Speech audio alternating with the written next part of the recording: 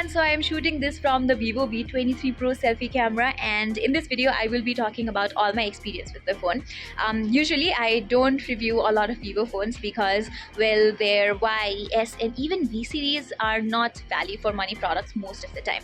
But the Vivo V23 Pro here seems like a fairly balanced offering. Even the Vivo T1 that launched recently looks like a good entry-level mid-range phone.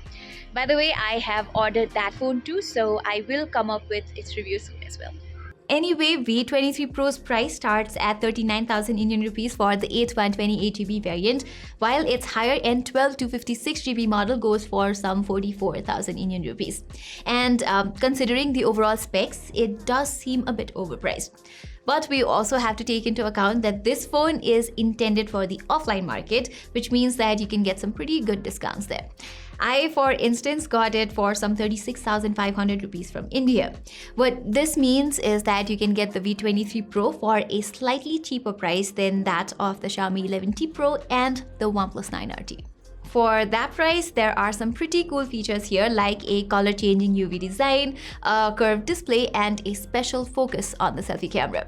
Here, its dual selfie camera has a whopping 50-megapixel main lens with eye autofocus and a secondary 8-megapixel ultra-wide-angle lens for group selfies. I have taken numerous selfies with it so far, and I have to say that the V23 Pro is one of the finest selfie camera phones out there. I love how it preserves the subject's skin tone so well. More impressively, the camera not only optimizes the foreground but the background too, so the overall image looks very appealing. I compared it with the OnePlus 9RT and found Vivo selfies to have much better looking subjects. Then there are other cool features like dual spotlight flash, which consists of two physical flashlights on the top that can change the color tone from cool to normal to warm depending upon your preference. How freaking awesome is that? So even during low light conditions, you can get some bright and detailed selfies from this guy. This feature also extends to selfie videos as well, so content creators get their own portable ring light within the phone itself. Likewise, the video quality is great too. You can shoot up to 4K 60fps selfie videos from the V23 Pro, although the 4K footage is not the most stable. On the contrary, 1080p recordings yield better stabilization, so if you move around while vlogging, I would suggest lowering the resolution to 1080p. There's the second 8-megapixel ultra-wide sensor for selfies that I mentioned earlier. It sports a similar color science to the primary selfie camera, but as expected, retains far less detail. It does come in handy when taking group selfies though. Even from the back cameras, the V23 Pro can shoot up to 4K 60fps with decent quality and subpar stabilization. You can choose the steady mode in 4K 30fps resolution instead, which basically crops the video for steadier results. I wish that option was available in 4K 60fps too.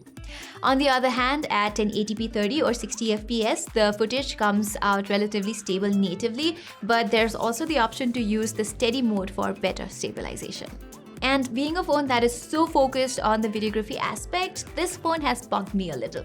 I feel like Vivo should have provided OIS here instead of just EIS. And that's definitely not a big ask considering how the Vivo V23 Pro is made for videography enthusiasts like TikTok content creators and such.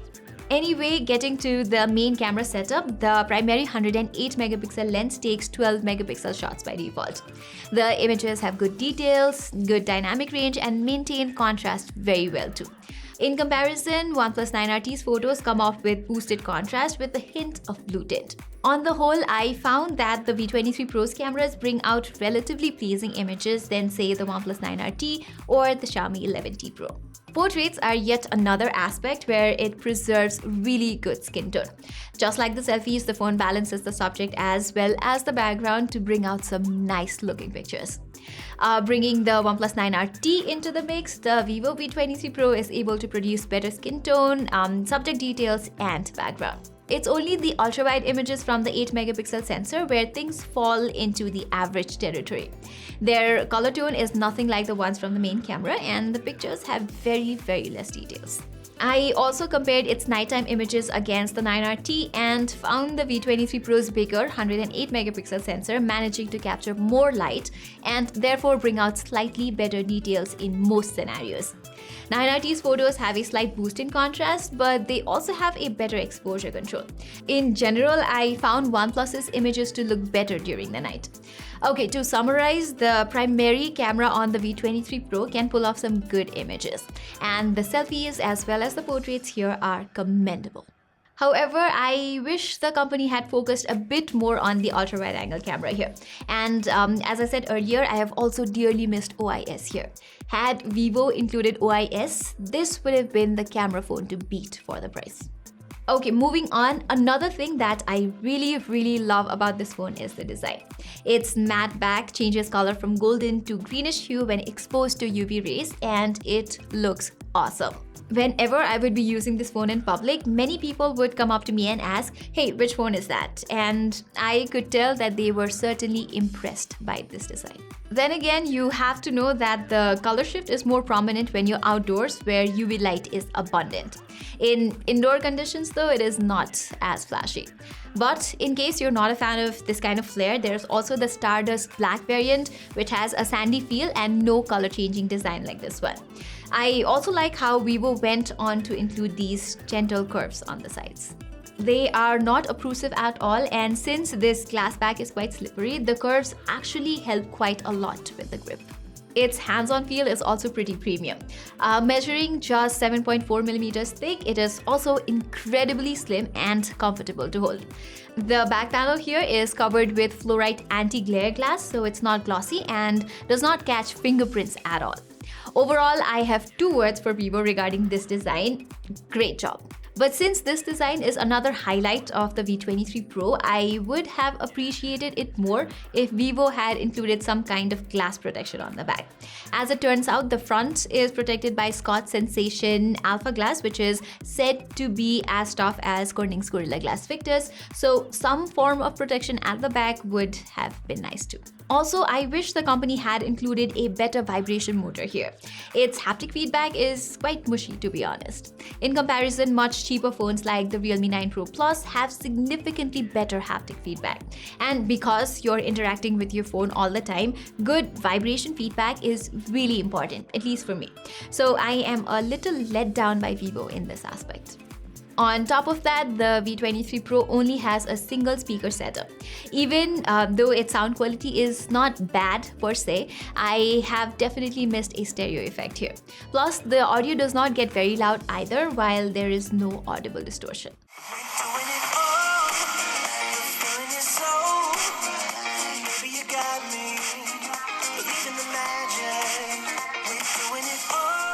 Moving on, the front of this phone houses a 6.5 inches AMOLED display with a 90Hz refresh rate, a 240Hz touch sampling rate, HDR10 Plus compliance, and an iPhone-like bathtub notch housing the 2 selfie cameras.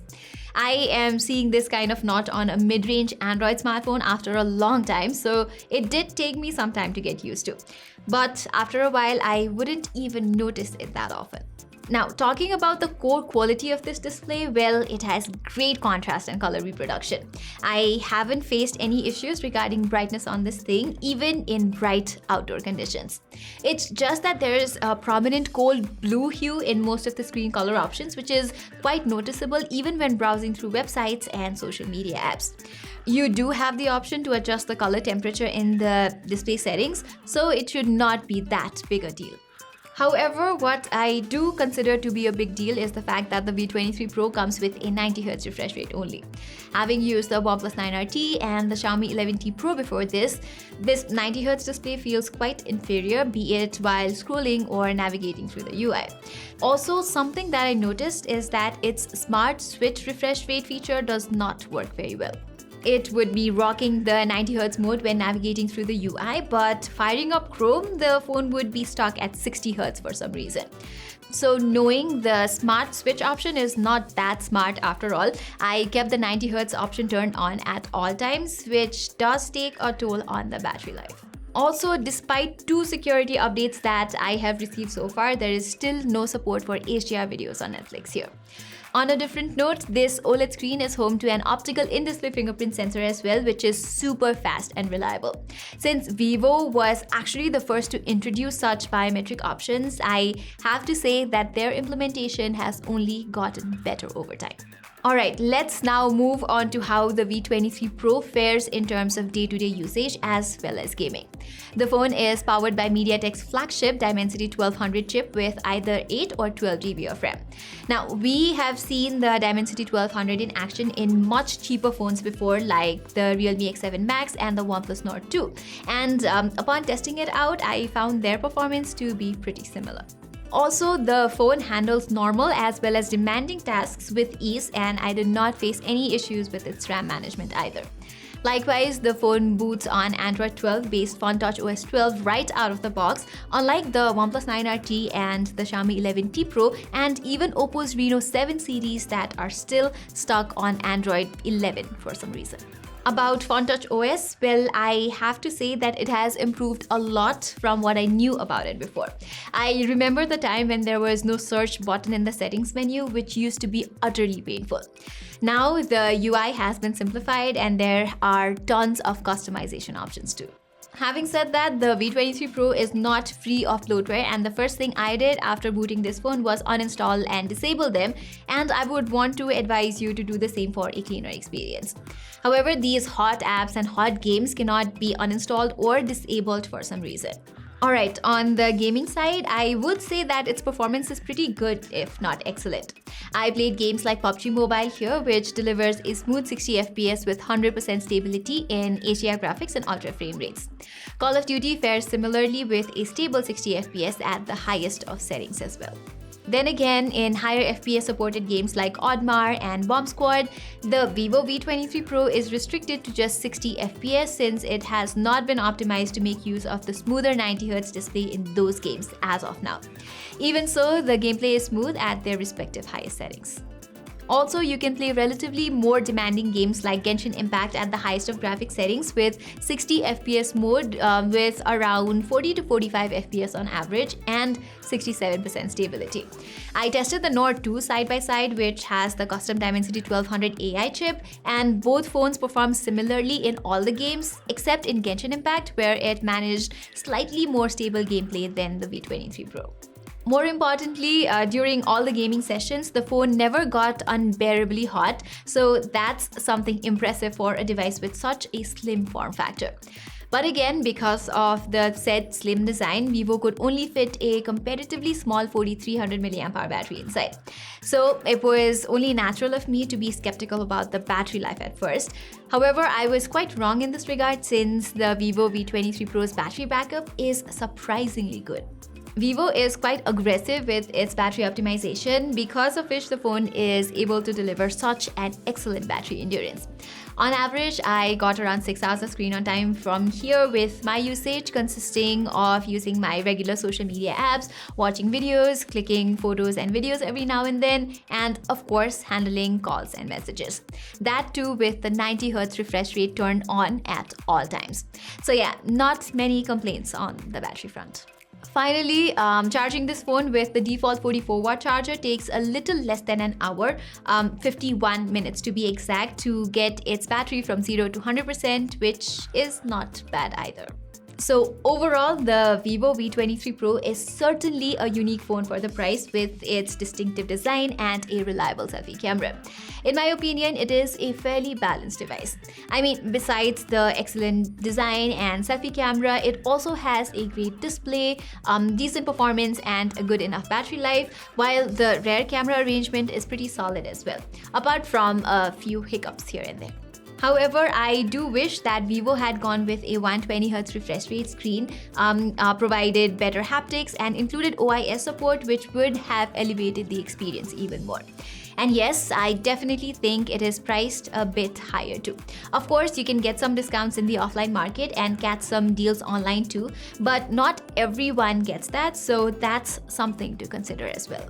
So guys, there you have it. This was our full review of the Vivo V23 Pro. I also have just started using the Oppo Reno 7 Pro, so I am thinking of making a comparison between these phones. Do let me know in the comments if you would like to watch that. Till then, I am Pratima and thank you so much for watching.